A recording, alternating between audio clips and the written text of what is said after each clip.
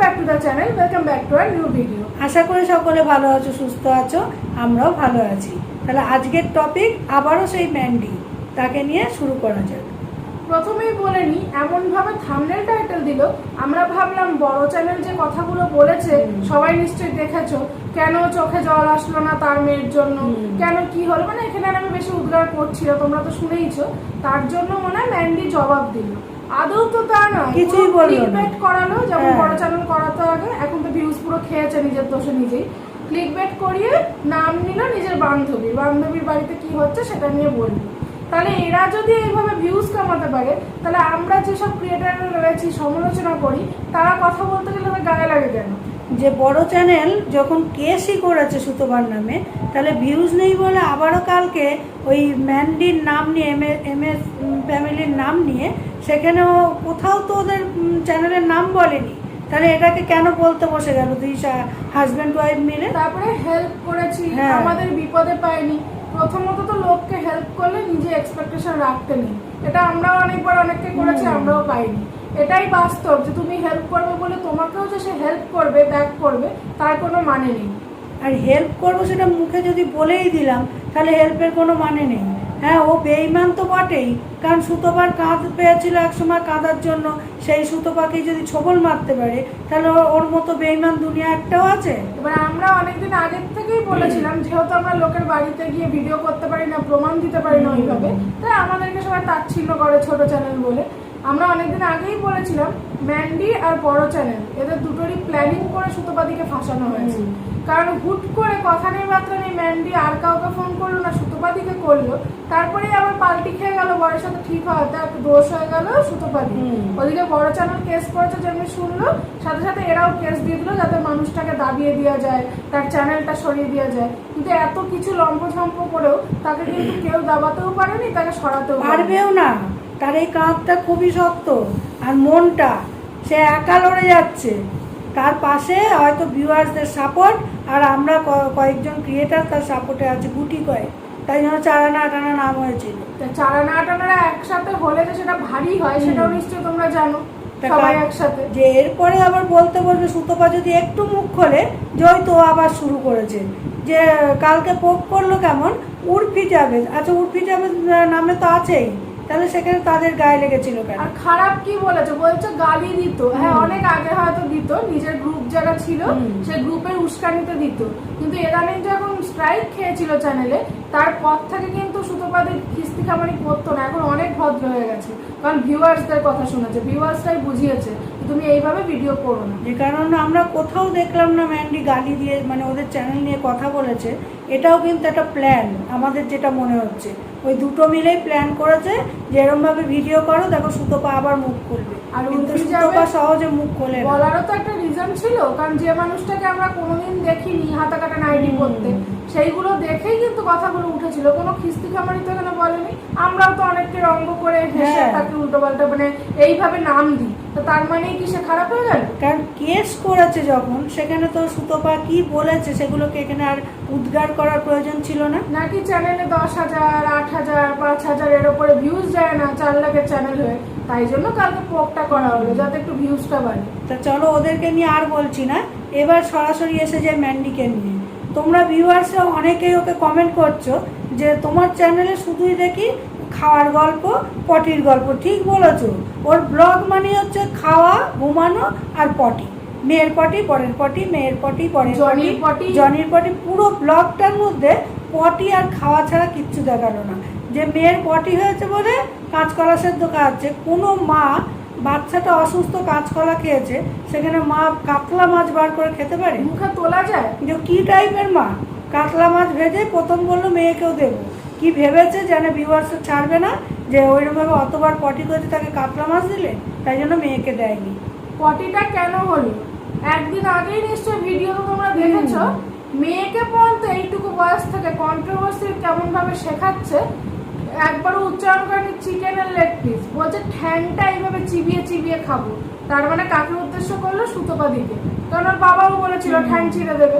তাহলে ওইটুকু বাচ্চাকে যদি এইসব শেখানো হয়, পরের দিনেই কিন্তু মেয়ে অসুস্থ হয়ে পড়লো। যে ওদের কারণে মেয়েটা কিন্তু উচ্ছন্নায় যাচ্ছে। ওরা সেটা বোঝার ক্ষমতা পাপের নেই। পর পাপ, পাপের পর পাপ করে যাচ্ছে, আর সেখানে কেউ কিছু বলতে গেলে হয়ে যাচ্ছে ওরা সংসার করছে কেন উস্কানি দেওয়া হচ্ছে।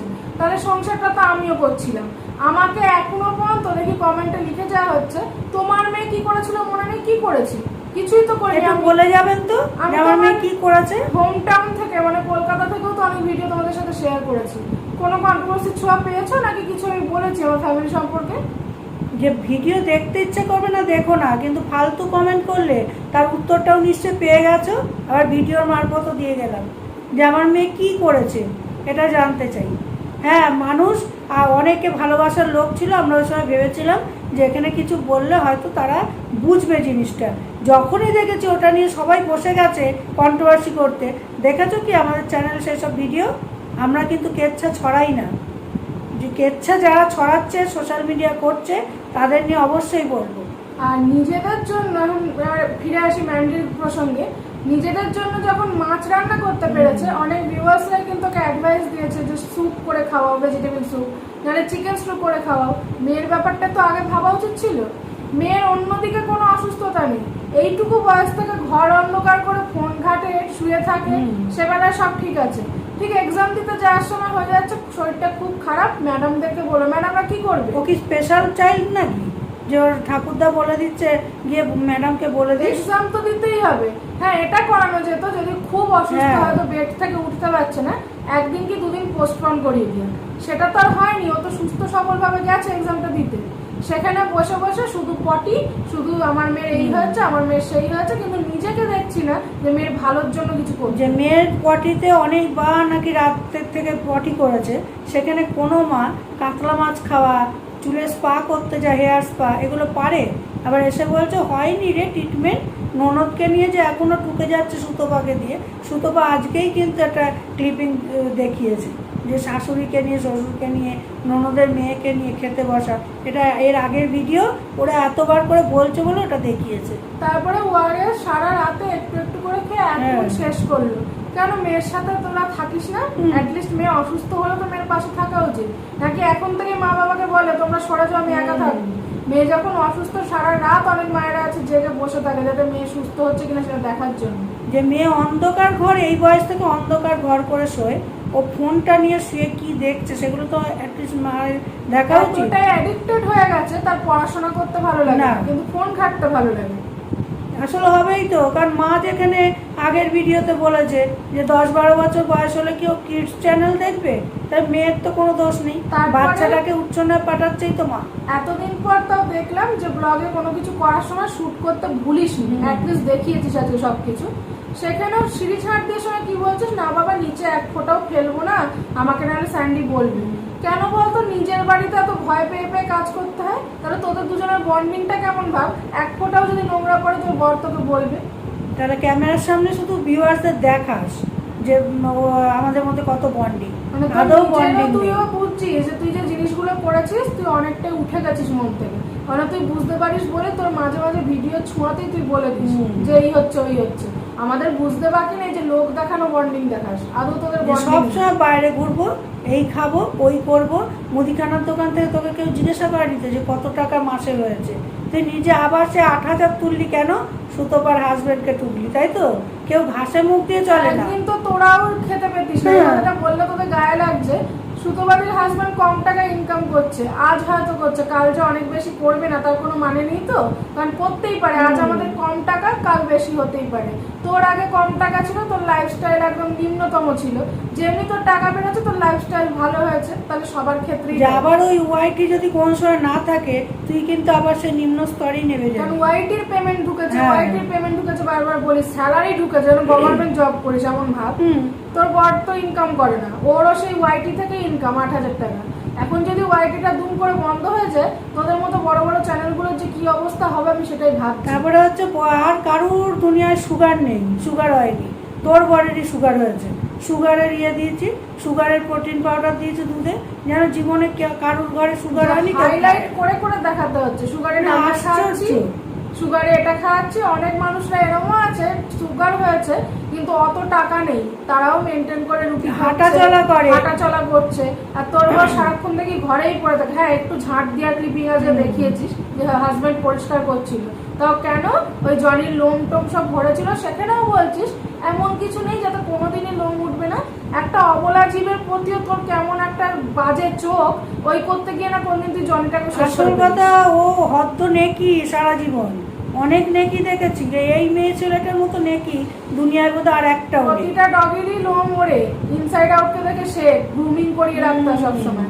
ওদের ঘরেও বাচ্চা আছে, কিন্তু বাচ্চা কিন্তু সবসময় অসুস্থ হয় না। ওই যে অত খাটে দুই স্বামী স্ত্রী, তবু অর্পিকে দেখেছিস এসে পুরো নিজে হাতে সবটা পরিষ্কার করে। পরিপাটি সবসময়, ওকে দেখে শেখা উচিত। তারপরেও ওকে নেগেটিভিটির শিকার হতে হয়। তাহলে তুই কোন ছাড়? তুই সবসময় তো নেকি পানায় করিস, খাবার খিদে পাচ্ছে আর ঘুম পাচ্ছে, দুপুর 1:30টার সময় ঘুম পাচ্ছে, বিকেল 7টার সময় ঘুম পাচ্ছে। আবার কি ফোন এতক্ষণ দেখি তো আর ভাল লাগছে না, ননদকে একটু ফোন করে ডাকলাম।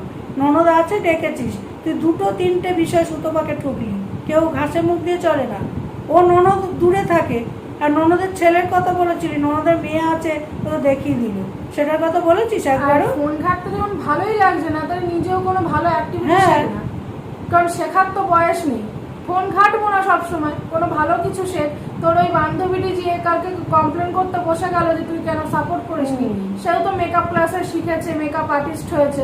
তুই তো আগে ওকে দেখেই কপি করতিস, তাহলে সে মেকআপের কাজ। আর একটা কথা ভুলে যাচ্ছিলাম, তোর ওই বান্ধবীটির বরটি অনেক কিছু জানে তো টেকনিক্যাল চ্যানেল বিষয়ে।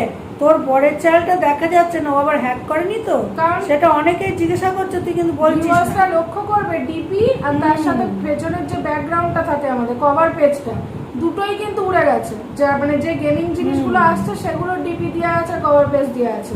তার মানে ওর হাজবেন্ডের চ্যানেলটা কিন্তু হ্যাক হয়েছে। যে শোন শান্ডি, অকারণে না একটা মানুষকে বাজে কথা বলেছিলি, তো ভগবান ওপর থেকে শুনেছে তুই মহাদেবের ভক্ত, অথচ শুয়োরের মাংস খাস। কে পুজো করিস কোন হিসেবে? তোরা ব্রাহ্মণের ছেলে শুয়োরের মাংসকে মহাদেব ভক্ত দেখাচ্ছিস এখানে? তোরা মেলোচ্ছ, আমাদের আগেকার দিনের দিদা ঠাকুমারা বলতো তো মেলোচ্ছ এক নম্বরে। না ঘর পরিষ্কার থাকে, না খাওয়া দাওয়ার কোনো ঠিকানা আছে, ওই কারণে তোদের জীবনে এই অবস্থা। আর টেনশানে সুগার হয়, টেনশন কম কর, একটু সপ্তাহে নিম পাতার রস খা। আর অনেকের বাড়িতে, আমার বাড়িতেও আছে, আমার হাজব্যান্ডের সুগার, তো তাকেও তো এত বছর ধরে, মেয়ের যখন 3 বছর বয়স তখন থেকে আমার হাজব্যান্ডের সুগার। আমার বাবারও মেডিসিন চলে, কিন্তু তোদের মতো কিন্তু সবসময় ভিডিওতে সে হাইলাইট করি না এটা খাওয়াচ্ছি ওটা খাওয়াচ্ছি, কারণ আমরা যে খাওয়াই সেটাও আমরা ভিডিও করেছি। অনেকে বলতো বাবাকে খেতে দিই না, তো সেটা তাদের তাদের ব্যাপার, তারা দেখতে পারে। আর হচ্ছে আমার হাজব্যান্ড কিন্তু তোর হাজব্যান্ডের মতো এত কুড়ে নয়, সে কিন্তু 3 শিফটের ডিউটিও করছে। না খাটলে সুগার, বসে থাকলে সুগার বাড়ে। ডায়াবেটিসের সব থেকে মেন হচ্ছে এক্সারসাইজ করা, হাঁটতে বেরোনো। আচ্ছা স্যান্ডি তো আগে দেখতাম জিম করতো, তাহলে এখন জিমটা বন্ধ কেন? আবার পুনরায় জিমটা জয়েন করুক বা হাঁটা চলা করুক, যাতে ডায়াবেটিসটা কম হয়। ভাত জিনিসটা কম খেতে দিবি, একটু অ্যাডভাইস দিয়ে গেলাম। রুটি খাওয়া, ডালিয়া খাওয়াচ্ছিস খাওয়া, কিন্তু ওই যে প্রোটিনটা, অনেক সময় প্রোটিনে মিষ্টি থাকে, অতিরিক্ত মিষ্টি। খুব হালকা সুগার আছে ওর মধ্যে, প্রোটিনের মধ্যে অনেক সময় এতটাই পরিমাণ থাকে, ওটা খেয়ে অনেক সময় সুগার বাড়ে। এগুলো একটু লক্ষ্য করবি। চলো, এইটুকুনি আজকে আমাদের বলার ছিল। যদি ভালো লাগে তাহলে লাইক কমেন্ট করো, আর খুব ভালো লাগলে শেয়ার করে দিও। এখানেই এন্ড করছি।